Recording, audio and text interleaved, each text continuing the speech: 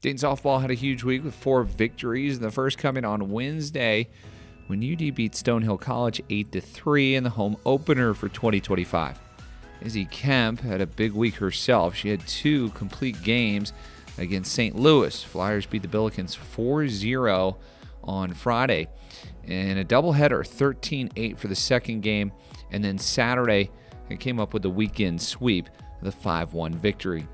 And congratulations to senior outfielder Emma Shooter, who became the program's leader in stolen bases over the weekend. Baseball fell midweek at Akron, but bounced back Friday and started conference play with a W at George Mason, thanks to another impressive pitching performance by Chris Peguero. UD lost both games in the doubleheader Saturday to George Mason. Men's basketball saw their 4-game winning streak snapped and losing in the Atlantic 10 Championships in D.C. Friday, UD fell 73-68 in overtime to St. Joseph's. Dayton tennis continues to shine, and with wins over Tennessee State and Xavier during the weekend, the Flyers have now won 12 straight and are 14-2 on the year. Women's tennis is now even on the season after losing to Western Kentucky, but then bouncing back with a 4-3 thrilling victory against Tennessee State. This Saturday, the rowing season starts for the Flyers at the Marietta Invite. This week, we talk with a rower who some Flyer fans might know from halftime at UD Arena. Cecilia Martyna talks about her amazing art and how she got into rowing. Yeah, so I have been doing large-scale sidewalk art for about 7 years. Kind of stumbled upon it by mistake, saw an ad for an event and decided I'd go. I fell in love with it, and I've been doing events since. Really took off over COVID. And so at the beginning of last year, I emailed a couple people on campus and I said, hey, I'd love to get involved with some chalk on campus.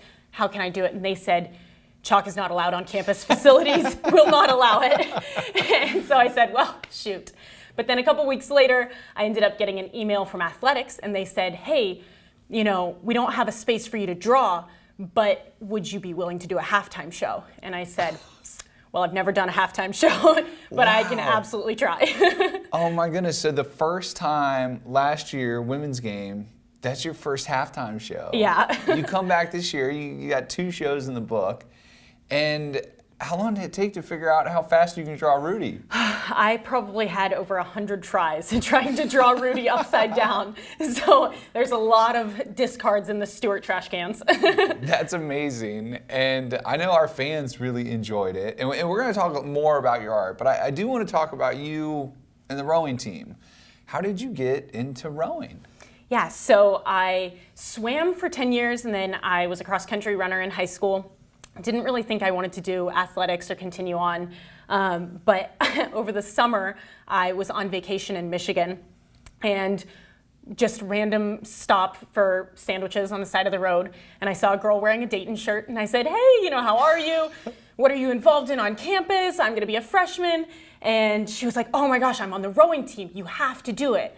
Well, that's our team captain. And so I ended up visiting a practice and saying, you know what, why not? I'll join the team.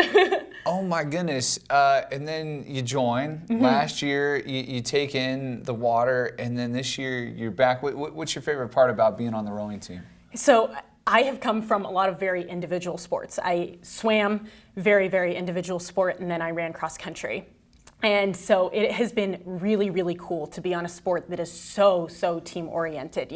Being just a millisecond off from one of your teammates completely changes how the boat moves. So that's been incredible to be a part of such a team focused sport. What's been the biggest surprise about taking on a new sport? There's just so much to learn with the sport, especially rowing. Not many people know all of the ins and outs of it. You talk to people and you say, oh, the seats in the boat move. And most people say, they do? But it's really, really cool to learn so many different things about the type of people and meeting new people and getting to travel new places. It's been such a cool thing and opportunity to be a part of. This entire interview will be available on Thursday at noon on Spotify, Apple Music, and our YouTube channel at Dayton Flyers. The action starts this week on Tuesday when softball plays at Kentucky at 6 o'clock The Flyboys visit Athens to face Ohio at 4 on Wednesday. Softball is at Miami, 2 o'clock first pitch. Baseball heads north to Bowling Green, 3 o'clock. Softball goes east for the weekend series against Rhode Island, and baseball is at home against St. Louis Friday at 3, Saturday at 1, Sunday at noon. Men's basketball will play in the postseason and travel south to compete in the NIT. Anthony Grant's group plays at Florida Atlantic on Wednesday at 7. Women's tennis heads to Olean, New York this weekend and will play St. Joe's on Saturday, and they'll meet St. Bonaventure at the net on Sunday. Men's tennis also on the road. They're in Richmond, Virginia. Friday, they play at VCU, and Saturday against Richmond. For more information on Dayton Athletics, visit us online, DaytonFlyers.com. Follow us on social media at Dayton Flyers.